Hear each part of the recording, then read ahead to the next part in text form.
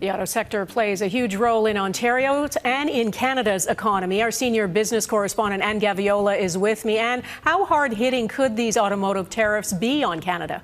Donna, vehicles are Canada's second largest export by value at $51 billion. The vast majority of those, 93%, go to the U.S. What if I told you that right now, before our very eyes, the map of economic power across North America is changing?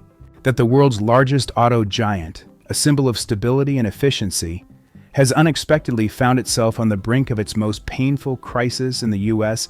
in decades? And that at the same time, a neighboring country is quietly and almost imperceptibly transforming itself into a new center of power, attracting manufacturing, technology, and billions in investment. It all sounds like the plot of a political thriller, but this is the reality that the American auto industry is rapidly plunging into. Factories that until recently operated in 3 shifts are now half empty. Production lines that for years assembled cars with military precision have suddenly stopped. In cities that depended on car manufacturing, the streets are becoming quieter and workers are increasingly hearing the word they fear most: layoffs. And the most surprising thing is that this crisis did not begin because of falling demand, technological backwardness, or global competition. It was not caused by natural disasters or unexpected external shocks.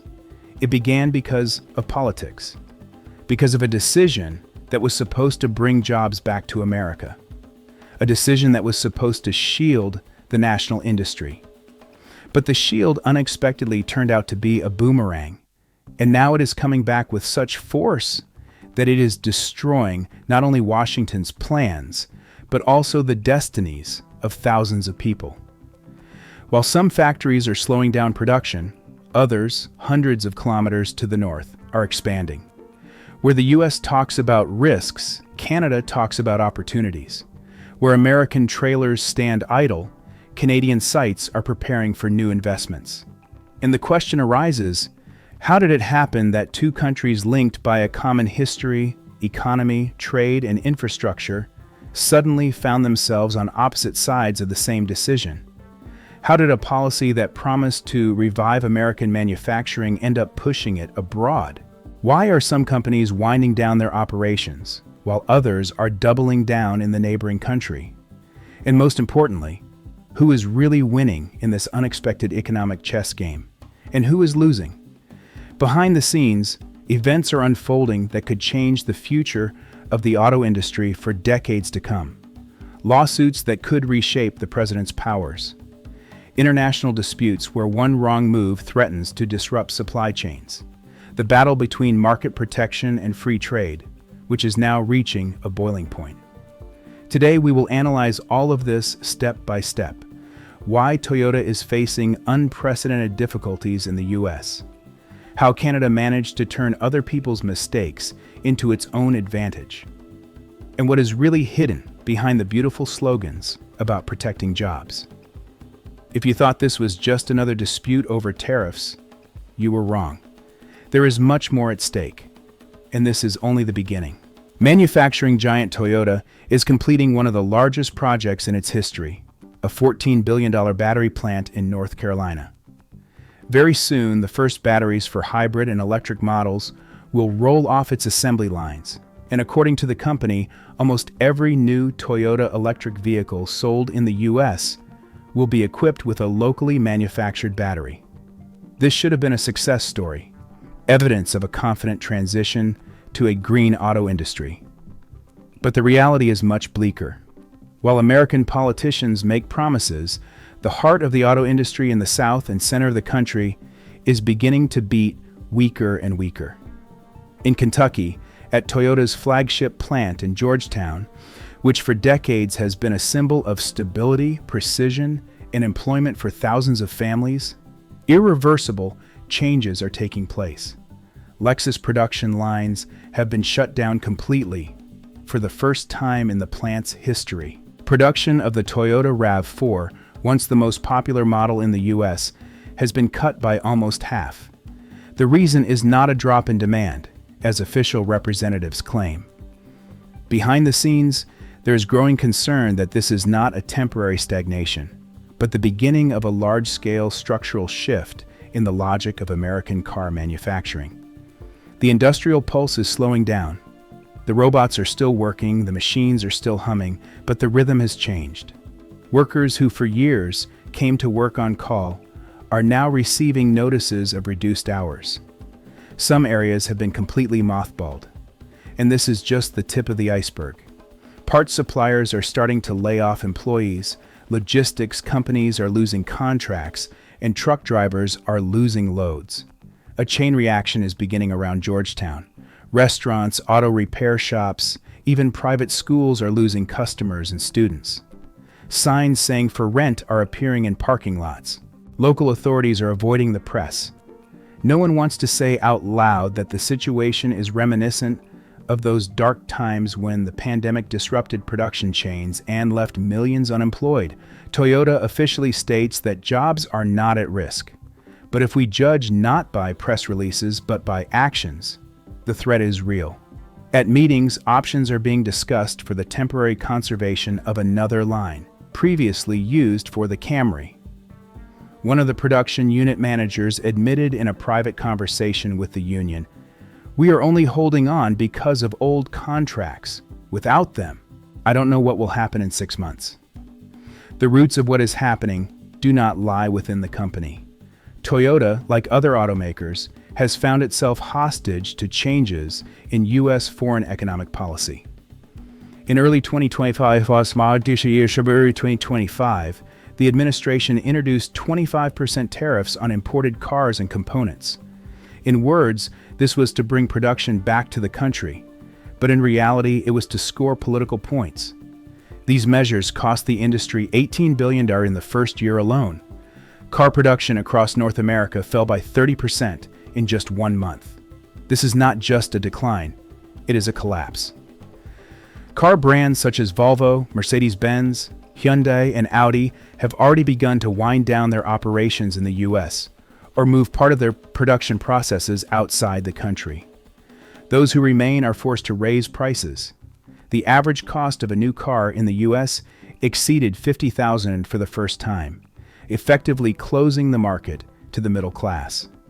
Toyota, despite its reputation as a sustainable brand, was among the hardest hit. In the first quarter of 2025 alone, the company's North American division lost nearly $3 billion. Global profits fell by $9.5 billion, the largest drop in the industry. But it wasn't just the giants that were hit. Small and medium-sized enterprises integrated into supply chains began to close. In the first 6 months after the tariffs were introduced, more than 500 suppliers temporarily suspended operations, and about 150 went bankrupt. Some companies in Tennessee that manufactured rubber seals for Toyota and GM said they could no longer cover even their operating costs. In Illinois, a manufacturer of plastic interiors for electric vehicles was forced to sell its assets to a Chinese investor to pay off its debts to creditors. Meanwhile, the metallurgical industry seemed to be a winner. But here, too, the picture is not so clear-cut. Prices for steel, aluminum, and copper jumped 18 to 40%. This added an average of $3,000 to the cost of each car manufactured in the United States. And while large corporations can still redirect their expenses, small assembly shops are on the brink. Some of them began to purchase raw materials illegally through shadow intermediaries in order to stay afloat. One factory in Ohio was closed after a surprise inspection. It turned out that 40% of its components were sourced through sanctions evading schemes. The result of all this is a slowdown in production, job losses, and a breakdown of trust within the industry. Many say it is reminiscent of the early 1980s when steel mills were closing and entire cities were turning into ghost towns. Only now it is the high-tech sector, which was seen as the future, that is under attack. And if these trends cannot be reversed, in a few years the U.S. may lose its position in the global auto industry. While some remain silent, others are relocating their production, not deeper into the country, but beyond its borders.